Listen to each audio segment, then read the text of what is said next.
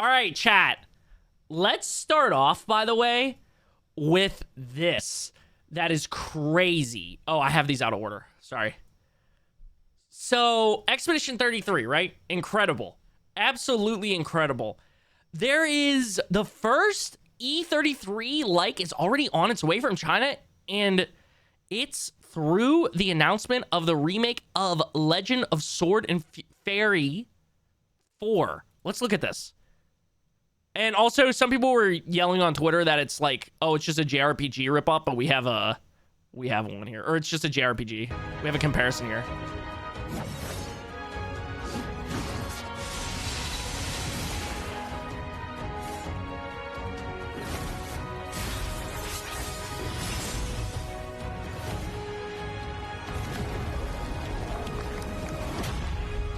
Is this inspiration or plagiarism? Valid. Hold on, I'm gonna get into that in a second, though. I mean, either way, it looks sick.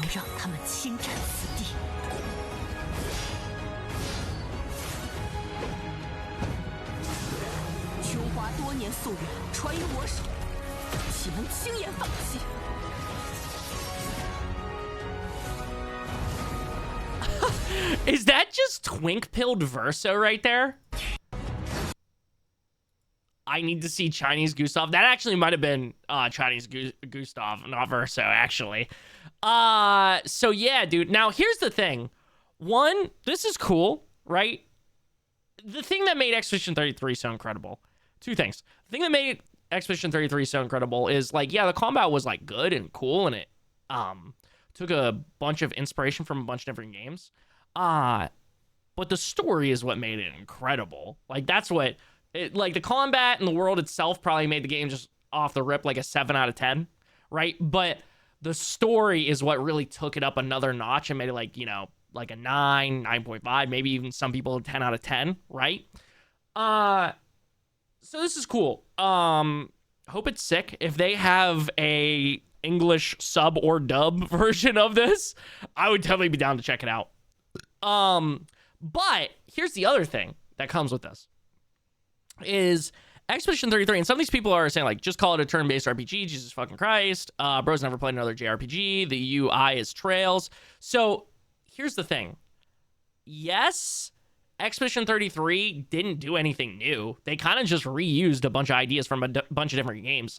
People who are super tapped in on JRPGs, there is a JRPG that is literally Expedition 33. Like, Expedition 33's mechanics for combat.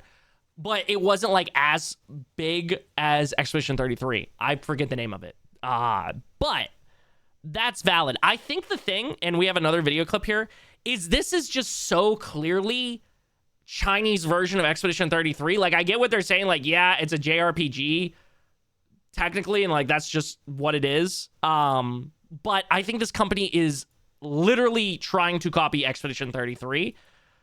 Here's the follow-up clip. Oh, here, let me read what he said, actually. You can't say a game is influenced by E33 on here. You have to say it's inspired by Mario and Luigi, which, by the way, Mario and Luigi games did do that shit a really long time ago. My homie was telling me about it the other day. Apparently, there's, like, a Mario game that is basically the same, like, control mechanics where you can, like, parry and dodge and shit. But anyways... Inspired by Mario and Luigi, even when you can see for yourself that they looked at E33 directly for inspiration, JRPG fans are the most insecure, willfully dense people on this website, and it's not even close. Hey, buddy, we have Grumps fans on this website, okay? Let's not go that far. But anyways, here is the exact comparisons.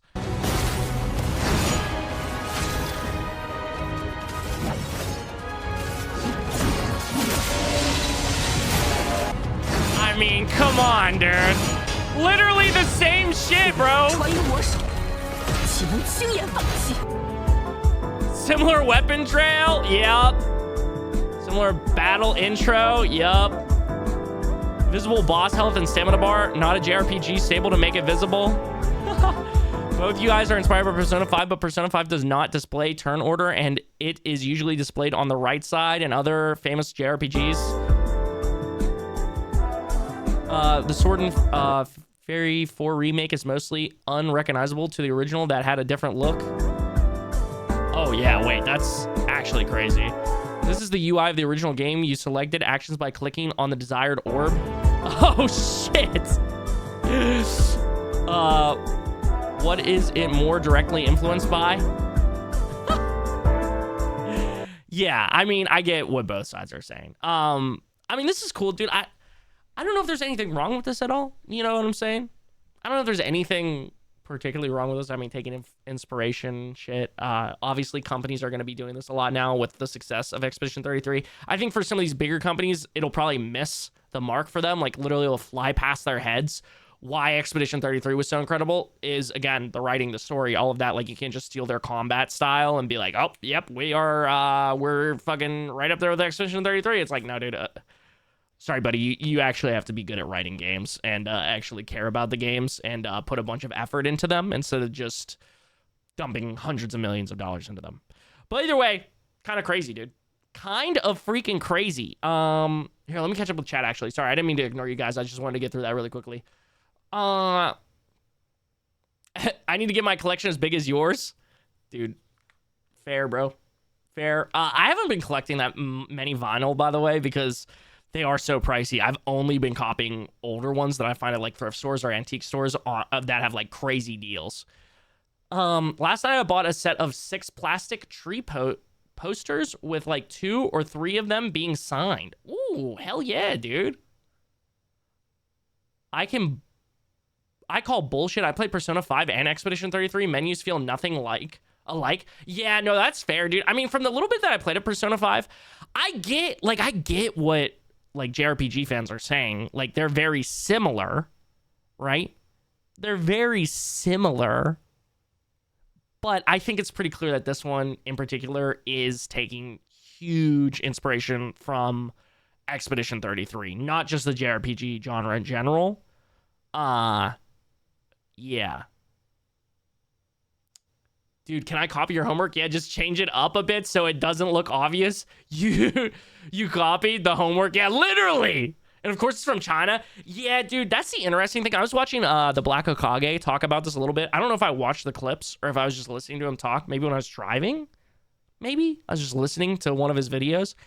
But he was saying it'll be interesting to see when these like Chinese companies with like 500 people teams start trying to break into like the US market and shit with games like this, because they'll be able to put them out, you know, way faster than Sandfall. But again, I think it's going to be another like EA situation type shit, or like Ubisoft is probably a better comp of like, yeah, you can make the same game and you can make it faster, or like similar games and you can make it faster. But like, if you actually don't give a fuck about the game and you don't really like care about the writing, or the writing's like subpar, nobody's going to give that much of a fuck. Nobody's going to care that fucking much about your game, brother. You know? It was like 30 USD. Wait, for 6 posters and 2 or 3 of them being signed? For all of them? Dude, that's a fucking steal, honestly. Unless the posters are like this big. But even still, that's fire. But yeah, dude. Exclusive, thanks for the follow, brother. Appreciate you, man. And then, yeah, that was this article, but I feel like we don't really need to read the article. We kind of got it all in here, you know what I'm saying? People can see Toon Souls and correctly identify that it has a direct inspiration from Cuphead, but you say a game looks suspiciously like Expedition 33 and you got JRPG fans singing that Pong actually did the idea of pressing buttons first, and that's basically the same thing. Yeah, I think this kind of all goes back to a lot of these fan bases. And this goes for everyone, you know, for the most part. But the loud 1% really ruins the image of the whole fan base. Yeah. And I understand the pushback because, like, a lot of people were acting like it was literally, like, 2 or 3 games and then Expedition 33 for the JRPG genre. Like, literally, JRPG was dead for, you know, however many years. And then Persona 5, then Expedition 33, right? So, I understand it to a point, but also, look at the fucking trailer, my man. It's clearly Expedition 33. They're trying to copy Expedition 33. They aren't out here with some fucking twink-pilled high schoolers in here, bro. They aren't showing off the mechanics of the dating sims in Persona 5, bro. Like, chill out, bro. Calm the fuck down, my man. I will say it is now unfortunate that 67 expeditions passed before the 33rd because it aged badly. Yo, wait, how many expeditions came before? 67? 67? No, they're full-size posters? Dude, you're up, Amar. You're up. Did you get that, like, from their official merch store and shit? All right, next little bit of news here, bro. They need you more than you need them. I just feel like for this to happen behind the scenes, there has to be stuff they can't talk about publicly. Valkyrae speaks on the FaZe Clan situation and agencies taking advantage of streamers and creators. Ooh. Let's see what Valkyrae has to say. If you're trying to sign to a management company, whatever it is, they need you more than you need them. Okay? You are not dependent on them. They are dependent on you. And I just feel like for this to happen behind the scenes, there has to be stuff that they can't talk about publicly, obviously. And from my personal experience, with working with a lot of agencies and management and orgs and like seeing offers and contracts in the past, a lot of it can be quite not fair. Like there's a lot of contracts, like sometimes people will sign a contract for multiple years and not realize that they're actually being cheated or not realize that they're actually being taken advantage of. And so it's obviously, I have no idea what the details are with this, but I think if you're trying to sign to a man... Which, by the way, if you guys didn't know, Valkyrae is one of the co-owners of 100 Thieves. So, if anybody knows what the fuck is going on, I mean, not just from the fact that she also was just a content creator dealing with orgs and companies in the past, but she definitely knows, like, hands-on pretty much what the fuck is going on in the gaming organization, or like gaming organizations and the gaming space and the content creator space, right? Yeah, dude, these companies, like you'll hear it all the fucking time. Content creators will lowball themselves. A lot of these creators, like probably Lacey, Jason the Ween, was Stable Ronaldo in something like an organization at one point already, right? Like he kind of already had like a big career and then like went down and then came back up, right? But a lot of these dudes, this is probably their first fucking contract that they're signing to an organization. These companies will lowball these creators if given the chance. They are trying to keep their bottom line as low as possible, bro. They are trying to save as much money as possible. They will 100% either lowball you or try and take as much money from you as possible. And yes, there's clearly legal actions going on behind the scenes. By the way, that these guys are talking. Even Adapt said that shit where he's like, yeah, legally I can't talk about this shit. Which is horrible, bro. It's horrible. Why the fuck are they locking these people into these situations where they can't talk about this shit? They can't talk about getting completely fucked over from another agency, maybe a parent company. Who fucking knows? But anyways, it's fucked, man. I'm very, very interested to see as more stuff starts coming out what the fuck happened with FaZe. Yeah, dude, it's just all around sad to see. But I do 100% agree with her that these orgs need these content creators more than the content creators need the orgs. Back in the day, it was totally different, right? Totally different. If you joined an org like FaZe back in 2013, 2012, 2014, 2015, right? Life-changing shit, right? Now, dude, these content creators, you can blow the fuck up. The equivalent of a gaming organization now making you or giving you the ability to blow up is like TikTok and Instagram Reels and YouTube Shorts, bro. You can blow your shit up by yourself, bro. You can do that shit by yourself if you get good at it. Or even just like YouTube. The algorithm has grown and become so much more overpowered. So, yeah, she is 100% right. These gaming organizations need the content creators more than the content creators need the organizations, especially if you look at some of these fucking organizations' views. Like, these motherfuckers are not popping anymore, okay? But yeah, dude. Yo, Charlie Perk, thank you for hanging, brother. Enjoy your New Year's Eve lunch, my man. What does your boy Asmon think? I have no idea, bro. Also, Jay said earlier, talking about the fucking Expedition 33 thing, no half-naked ladies with big swords in that game? I'm not fucking buying! Asmon is not my boy. He's my enemy. If I saw him in person, I'd punch him. Yeah, dude, again, I'll say it like I said the other day.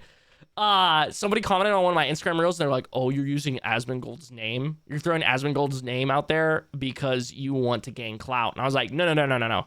I'm making fun of Asmongold because I fucking hate that guy. Yeah, bye, too. I know you'll miss me. Yo, Jeffy, thanks for hanging, big dog. Appreciate you, man. I don't see why anyone has a problem with FaZe asking for a percentage of profits from these streamers. They were given a house to live in, full equipment, and camera crews to film their content, not to mention the platform to become who they are today. Don't forget that Jason the Ween literally had 9K average viewers before he joined FaZe, by the way. Don't forget that FaZe tried to come back and make them pay monthly for their housing. Don't forget that these content creators, I don't know, but I'm pretty sure most of them are paying for their own cameramen, okay? And if they're saying the equipment, brother, they got these motherfuckers on the fucking Razer mics or whatever the fuck, okay? They ain't even got the money for a Shure SM7B for these motherfuckers. Are you fucking kidding me right now? Oh, you give them equipment. Yeah, shitty equipment. These motherfuckers got webcams, bro. Give them a fucking real camera, man. What the fuck? I actually don't know. I think they all have actual real cameras. But anyways, yeah, dude, imagine dick riding a big corporation that is fucking over individual content creators. Wow, cool. Hey, dude, you're really cool. I bet you're really fun at parties and you get invited to a bunch of them. I bet you were the most popular guy in fucking high school, buddy. I bet everybody was dying to sit at your fucking lunch table. Bro is dick riding. He's dick riding. Hold on, let me check my phone really quickly. Remember, everybody, no millionaire or billionaire buying somebody a house is doing it out of the good of their heart. Dude. They have an ulterior motive. Yeah, dude. Chat exploding with discussion while the truth about agencies and FaZe slips out. It's a reminder that the creator-org relationship is more nuanced than it looks. Oh, yeah, definitely. Definitely, bro. It should be more nuanced. But, like, saying, like, taking a percentage. Yes, taking a percentage. I mean, I don't know, dude. Here's how, in my opinion, here's how orgs should work. They get content creators that have viewership, big viewership, right? And then they get them the brand deals and they take a percentage of the brand deal. And they should do that by default, right? Get them brand deals, which FaZe was not. They only got them 4 Loco sponsorships. Again, look at 100 Thieves, Lexus, Rocket Mortgage, fucking AT&T, okay? All these humongous sponsorships for their content creators, right? That's how they should make money off the content creators, is by having those brands sponsor those streams and get eyeballs on that and say, hey, we accumulate 100 million unique views on Twitch every month. Now, this is why your brand wants to work with us. Cool. They shouldn't be taking revenue from these content creators from their actual subscriptions. And if they do, it should be 5% or less. Like, are you fucking kidding me? Also, be so fucking for real.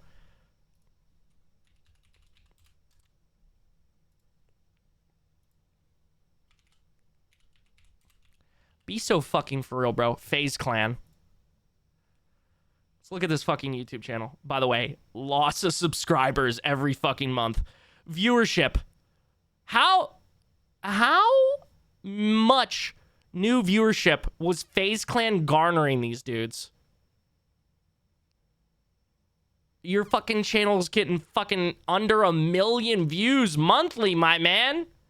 Dude, I'm almost fucking putting up FaZe Clan numbers, my boy. I'm almost putting up FaZe Clan numbers. Look at this shit.